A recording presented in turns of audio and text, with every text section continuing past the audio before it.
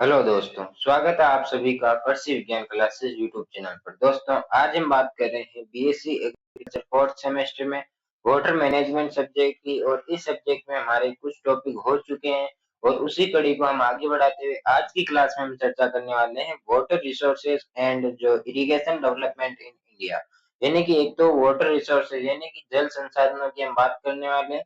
इसके साथ ही जो सिंचाई है उसका विकास इंडिया में कैसे होगा या कैसे हो रहा है उसके बारे में हम आज की क्लास में चर्चा करने वाले हैं। क्लास काफी इंपॉर्टेंट रहने वाली है, इसलिए क्लास के अंत तक जुड़े रहिए और इस क्लास को अपने साथियों के साथ शेयर जरूर करें। तो चलिए बिना किसी देरी के हम आज की क्लास को शुरू करते हैं। सबसे पहले हम बात करते हैं वाटर रिसोर्सेज की, फिर हम बात करेंगे इरिगेशन डेवलपमेंट की।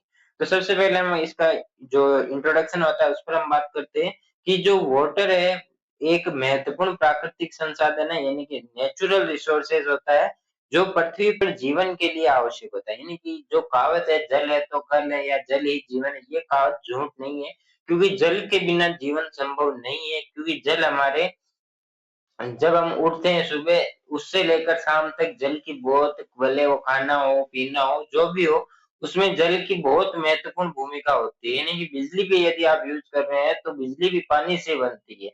तो जो जल है उसके वही है, तब जल है तो ही जीवन है, यानी कि जल है तो कल है, ये कहावत बिल्कुल सही है। इसका उपयोग कृषि, उद्योग, घरेलू तथा पर्यावरणीय कार्यों में किया जाता है। यानी कि सभी जगह जल का उपयोग किया जाता है। पृथ्वी के कुल जल का लगभग 2.5% जल ही मीठा जल है। बाकी जो जल है वो खारा जल है या समुद्री जल होता है, यानी पीने योग्य वो नहीं होता है। तो 2.5% जल ही मीठा जल है। इसका अधिकांश भाग आसानी से उपलब्ध नहीं होता है। यानी ऐसा नहीं कि जो 2.5% जो जल है वही हमें आसानी से प्राप्त नहीं होता है, वो भी बड़ी कठिनाइयों से हमें प्राप्त होता है। जल संसाधन में वह सभी स्रोत शामिल होते हैं जो मानव के लिए उपयोगी या संभावित रूप से उपयोगी होते हैं, जिनमें सबसे पहले हम बात करते हैं भारत के जल संसाधनों की। तो भारत के जल संसाधनों की हम एक एक करके बात करते हैं। इसका पहले सबसे पहले हम इसका मीनिंग जानते हैं कि जल संसाधन होता है क्या है। जल संसाधन का अर्थ है विभिन्न उपयोगों के लिए विभिन्न रूपों में जल की उपलब्धता। यानी कि अलग अलग उपयोग होते हैं, यानी विभिन्न उपयोगों के लिए विभिन्न रूप है, अलग-अलग रूप, जैसे कि नदी हो गई, उसका अलग रूप है, झरना हो गया, झीलें हो गई, उनका अलग रूप है, कुएँ, नलकूप वगैरह जो होते हैं, उनका अलग रूप है। अलग-अलग उपयोग, जैसे कुछ पानी पीने के लिए उपयोग होता है, कुछ खेती के लिए होता है, कुछ जैसे कि जो बांध बनाकर होते हैं, उनका बिजली उत्पादन में किया जाता है, कोई कई जल का उद्योगों में उपयोग है। तो विभिन्न उपयोगी यानी विभिन्न उपयोगों और विभिन्न रूपों में जल की उपलब्धता जो होती है, वही होती है जल संसाधन। यानी वाटर रिसोर्सेस। भारत में मानसूनी जलवायु और विविध भौगोलिक स्थिति में के कारण जल संसाधनों की विविधता पाई जाती है। इसके प्रमुख स्रोत क्या है, इसके जल संसाधन के नदियां हैं, झीलें, भूजल, वर्षा, हिमनद आदि जो शामिल होते हैं इसमें इसमें वाटर रिसोर्सेज में। अब हम बात करते हैं, दो तरीके से हम इनके बारे में बात करेंगे वाटर रिसोर्सेज के बारे में। एक हम बात करेंगे सरफेस, एक हम बात करेंगे ग्राउंड, यानी कि जो भूमिगत जल होता है उसकी। सरफेस वाटर क्या होता है कि जो सतही जल, जैसे कि नदी होती है, वो ऐसा तो है कि जमीन के नीचे बहती है, वो जमीन के ऊपरी सतह पर बहती है, ये होती है सतही। बांध हो गई, इसके साथ ही जो झीलें होती है वो होती है, वो भी सभी इसी के अंदर आते हैं सरफेस वाटर रिसोर्सेज में। भूमिगत जल संसाधन क्या होते हैं, जैसे कि कुएं हो गए, नलकूप हो गया, ट्यूबवेल वगैरह जो होती है, ये होते हैं जो भूमिगत जल स्रोत, जिनमें सबसे पहले हम बात करते हैं सरफेस वाटर रिसोर्सेज की। तो इसका मीनिंग क्या होता है, सतही जल वह जल होता है जो पृथ्वी की सतह पर उपलब्ध होता है, जैसे कि नदियां हो गई, झीलें हो गई, जलाशय, तालाब, जो बांध वगैरह होते हैं वो सभी इसी में शामिल होते हैं। किसमें, सरफेस वाटर रिसोर्सेज के अंदर ये आते हैं। जिनमें सबसे पहले हम बात करते हैं नदियों की, यानी कि यहाँ पे सोर्सेज की बात की गई, तो हम एक एक करके सभी की बात करेंगे। तो जिनमें सबसे पहले आती है रिवर्स यानी नदियां।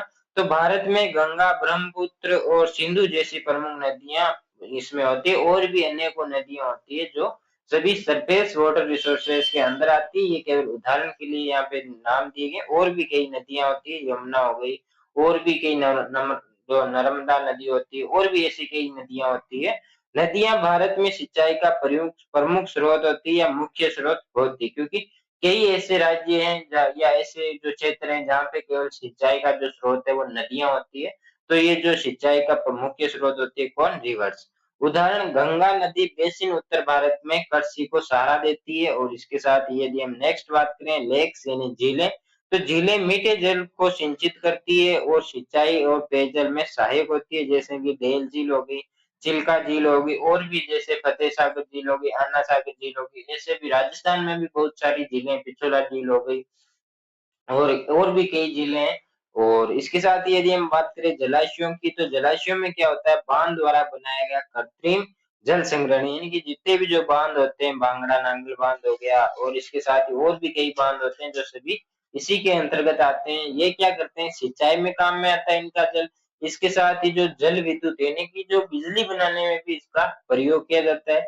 बाढ़ को नियंत्रण किया जाता है, यानी कि यदि ज्यादा वर्षा होती है तो बाढ़ आने की समस्या भी आपके देखने को मिलती है। लेकिन जो बाढ़, जो पानी का जो प्रवाह होता है, उसको बांध बनाकर रोक लिया जाता है, ताकि वो जो पानी होता है वो ज्यादा गति से ना बहे और बाढ़ की संभावना ना हो। फिर वो जैसे जैसे भरता है, उसको धीरे धीरे उसके जो गेट होते हैं वो खोलते, और नियंत्रित पानी का बहाव जो होता है वो नदी या जो भी उसका मार्ग होता है पानी का, उस मार्ग से जाता है।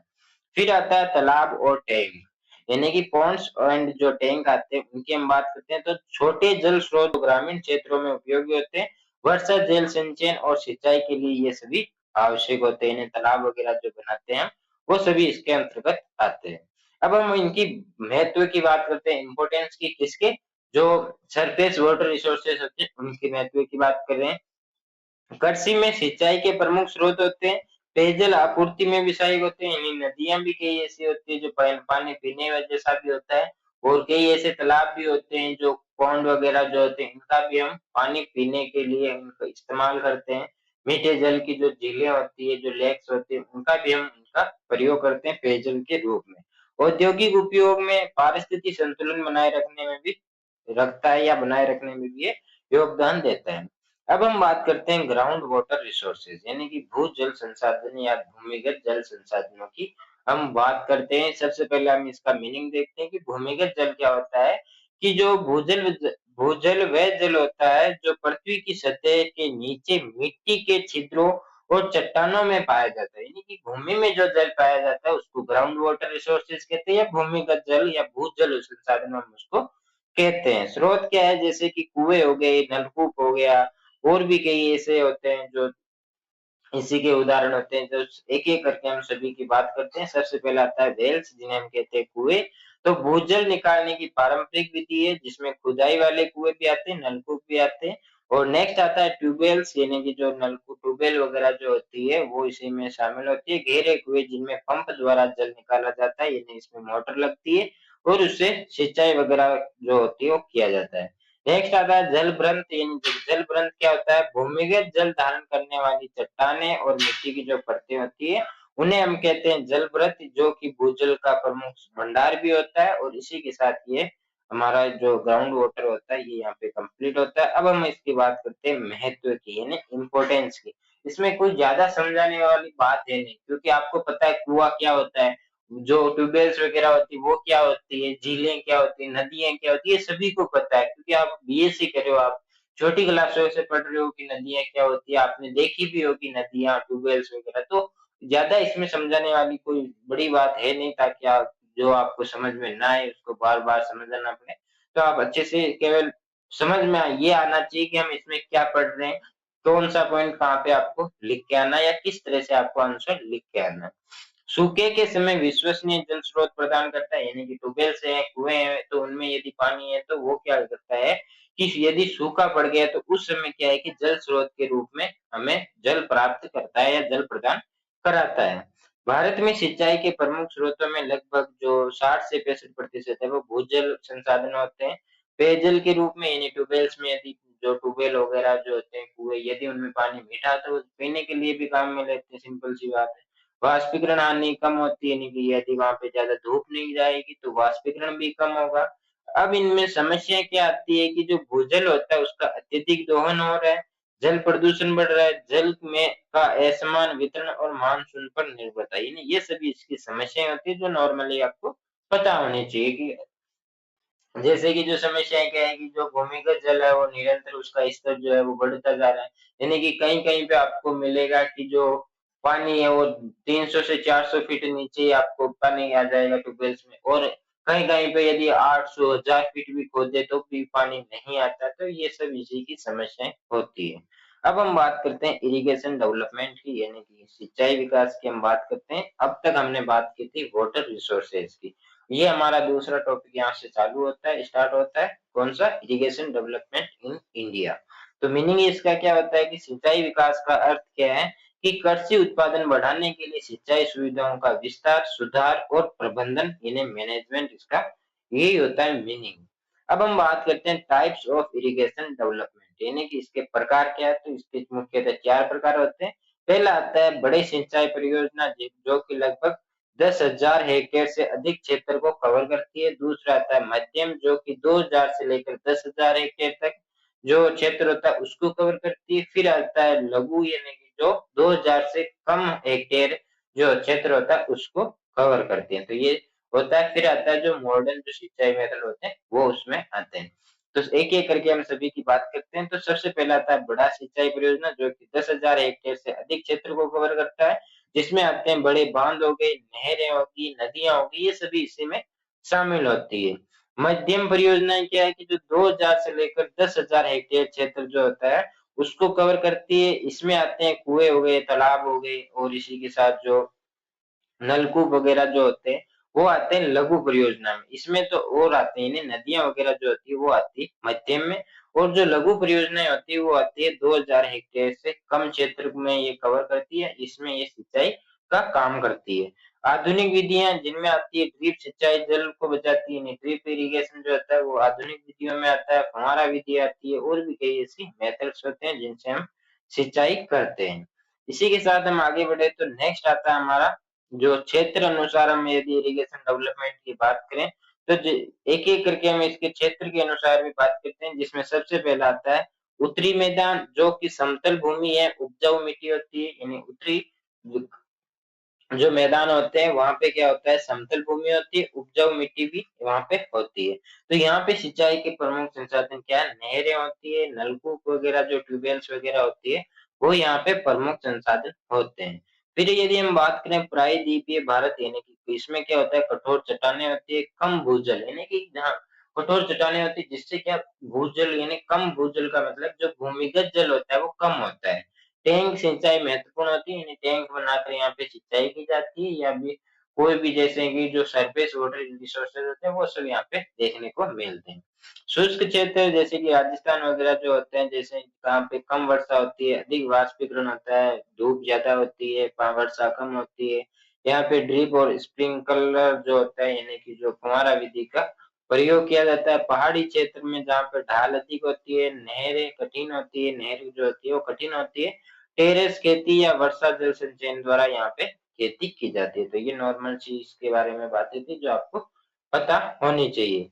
अब हम बात करते हैं सबसे महत्वपूर्ण जो टॉपिक का भाग आता है कि फसलों के अनुसार सिंचाई विकास, यानी कि फसल के हिसाब से फसल की भी आपने देखा होगा कि जो फसलें होती हैं उनकी सभी फसलों की अलग-अलग जल मांग होती है। जैसे कि धान होता है उसको ज्यादा पानी की आवश्यकता होती है, गेहूँ जो होता है उसको कम पानी की आवश्यकता होती है, यानी मध्यम पानी की आवश्यकता होती है। वहीं बाजरा होता है उसको बहुत कम पानी की आवश्यकता होती है, यानी कि ये सिंचाई जो मांग के अनुसार सिंचाई का विकास पर हम बात करेंगे, फसलों के अनुसार सिंचाई विकास। विभिन्न फसलों को उनकी संरचना, जल जड़ प्रणाली और वृद्धि अवस्था के अनुसार अलग-अलग मात्रा में जल की आवश्यकता होती है। यानी कि जैसे कि मैंने अभी जैसे आपको बताया, धान को पानी की ज्यादा आवश्यकता होती है, गेहूं को मध्यम आवश्यकता होती है, बाजरे को कम आवश्यकता होती है। तो ऐसे जल मांग सभी की अलग-अलग होती है। सिंचाई विकास की योजना फसल के जल आवश्यकता, मिट्टी के प्रकार और जल के आधार पर बनाई जाती है। तो हम 3 प्रकार से हम इसमें बात करेंगे। सबसे पहला आता है हमारा अधिक सिंचाई वाली फसलें, यानी अधिक सिंचाई वाली फसलें, फिर आएगा मध्यम सिंचाई वाली फसलें, फिर आएगी कम सिंचित वाली, जो कम सिंचाई वाली फसलें। तो जिनमें सबसे पहले हम बात करेंगे अधिक सिंचाई वाली फसलें। ये वह फसलें जिन्हें पूरे विकास काल में अधिक मात्रा में जल की आवश्यकता होती है, उन्हें हम कहते हैं अधिक सिंचाई वाली फसलें, जो कि आपको पता होता है कि क्या होती है। और इसका उदाहरण आता है धान, गन्ना, केला, जूट, ये सभी क्या होते हैं, इनको पानी की आवश्यकता बहुत अधिक होती है, इन्हें सिंचाई की आवश्यकता जो होती है वो अधिक होती है अन्य फसलों की तुलना में। विशेषताएं क्या है कि इन फसलों को लगातार जल की आपूर्ति की आवश्यकता होती है, ये अधिक वर्षा और सुनिश्चित जल वाले क्षेत्रों में उगाई जाती है। नहीं ऐसा तो है नहीं आप रेगिस्तान में क्या धान उगा लेंगे, गन्ना उगा लेंगे, केला उगा लेंगे, ऐसा नहीं है। जहाँ पे वर्षा या सिंचाई की अच्छी व्यवस्था होती है, वहाँ पे इसकी खेती की जाती है क्योंकि इसको पानी की आवश्यकता ज्यादा होती है। ये जल की कमी के प्रति अत्यधिक संवेदनशील होते हैं, यानी कि जल की कमी को सहन नहीं कर पाते और जल्दी ही मुरझा जाते हैं या कहीं न कहीं नष्ट हो जाते हैं।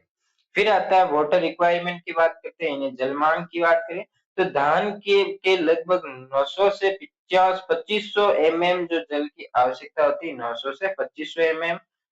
और इसके साथ ही यदि हम बात करें गन्ने की, तो 1500 से 2500 एमएम इसकी आवश्यकता होती है, किसकी? जल की, यानी वाटर की। और यदि हम बात करें केले की, तो केले में 1200 से 1800 एमएम जल की आवश्यकता होती है। तो ये सभी आपको इसकी जो जल मांग होती है, यानी कि यहाँ पे आप ये सभी पूछा जा सकता है कि इसकी, जैसे कि गन्ने की जल मांग कितनी होती है, केले की जल मांग कितनी होती है, धान की जल मांग कितनी होती है, तो ये आपको पता होना चाहिए। फिर हम बात करते हैं सिंचाई विधियों की, यानी इरिगेशन मेथड की। तो धान में बाढ़ सिंचाई यानी फ्लोड इरिगेशन का उपयोग किया जाता है। उसमें पानी को भर दिया जाता है, यानी कि जो क्यारी होती है उसको भर दिया जाता है पानी से। गन्ने में फैरो सिंचाई का उपयोग किया जाता है। और इसी के साथ यदि हम बात करें केले में, तो केले में ड्रिप सिंचाई जल बचाने के लिए उपयोगी होती है। तो ये हमारी थी अधिक सिंचाई वाली। अब हम बात करेंगे मध्यम सिंचाई वाली फसलें, मीनिंग मध्यम मात्रा में जल की आवश्यकता होती है। उदाहरण गेहूं, मक्का, आलू, कपास वगैरह जो होते हैं, वो सभी इसी के उदाहरण होते हैं। विशेषताएं क्या होती है? केवल महत्वपूर्ण वर्ती अवस्थाओं में सिंचाई की आवश्यकता होती है। ये कुछ हद तक जल की कमी को सहन कर सकती है। यानी कि इनमें ऐसा क्या होता है कि इनमें जो क्रिटिकल स्टेज होती है, जो क्रांतिक अवस्थाएं होती है, उन्हीं पर इनको पानी यदि मिल जाए तो ये अच्छा उत्पादन दे सकती है, अच्छा प्रोडक्शन दे सकती है। यानी कि जो क्रिटिकल स्टेज होती है, वो आपको इनमें पता होनी चाहिए, उस हिसाब से आपको इसमें सिंचाई करनी होती है। जल आवश्यकता यानी जलमांग की बात करें तो गेहूं में 450 से 650 एमएम जल की आवश्यकता होती है। मक्का में 500 से 800 एमएम जल की आवश्यकता होती है। कपास में 700 से 1300 एमएम जल की आवश्यकता होती है। महत्वपूर्ण अवस्थाएं यानी कि जिन पे आपको सिंचाई करनी होती है। तो गेहूँ गेहूँ में वैसे तो आपको 6 सिंचाई की आवश्यकता होती है, लेकिन यदि आपके पास सिंचाई की अच्छी व्यवस्था नहीं है, तो आप 3 से 4 सिंचाई करके भी आप गेहूँ का अच्छा खासा प्रोडक्शन ले सकते हैं, अच्छा खासी उपज प्राप्त कर सकते हैं। जिनमें सबसे जो महत्वपूर्ण आती है, वो आती है सीआरआई, यानी कि सीआरआई जो स्टेज होती है, इस पर तो आपको सिंचाई करनी ही करनी होती है। ग्राउंड रूट इनिशिएशन इसको हम कहते हैं, शॉर्टकट में यदि कहें सीआरआई। फिर आता है फूल बनना, दाना बनना, एक इसकी होती है दुधिया अवस्था, यानी जब दाना जो होता है वो हल्का हो, जब बालियाँ निकल रही हो, उस समय आपको इसमें सिंचाई करनी होती है। मक्के में जब घुटना अवस्था होती है, टेसलिंग होती है, सिल्किंग होती है या जब दाना बन रहा हो, तब आपको इसमें सिंचाई करनी होती है। फिर हम बात करते हैं जो कम सिंचाई वाली फसलें, यानी इनको जो फसलें होती है, ये फसलें जो होती है, इनको सिंचाई की बहुत कम आवश्यकता होती है, यानी कि बहुत कम जल की आवश्यकता होती है, जैसे कि चना हो गया, अरहर हो गई, सरसों, बाजरा, जवार जो होते हैं वो सभी इसी के उदाहरण होते हैं। तो उदाहरण आपको ज्यादा याद करने की आवश्यकता है नहीं है, क्योंकि आप एग्रीकल्चर के स्टूडेंट हैं। तो आप सभी को पता ही होगा कि कौन सी फसल को जल की कितनी आवश्यकता होती है। विशेषताएं क्या है? फसलें सूखा सहनशील होती है, वर्षा आधारित होती है, इन क्षेत्रों में भी उगाई जा सकती है, यानी कि जहाँ पे वर्षा आधारित जो क्षेत्र होते हैं, जैसे कि राजस्थान का अन्य जो भाग होता है, वहाँ पे वर्षा आधारित तो खेती की जाती है। तो वहाँ पे ये फसलें जो होती है वो उगाई जा सकती है या उगाते भी है। तो ये हमारा आज का जो टॉपिक था, वाटर रिसोर्सेज एंड जो इरिगेशन डेवलपमेंट इन इंडिया, ये यहाँ पे कंप्लीट होता है। आई होप आपको टॉपिक अच्छे से समझ में आ गया होगा। बहुत ही आसान और मजेदार टॉपिक था।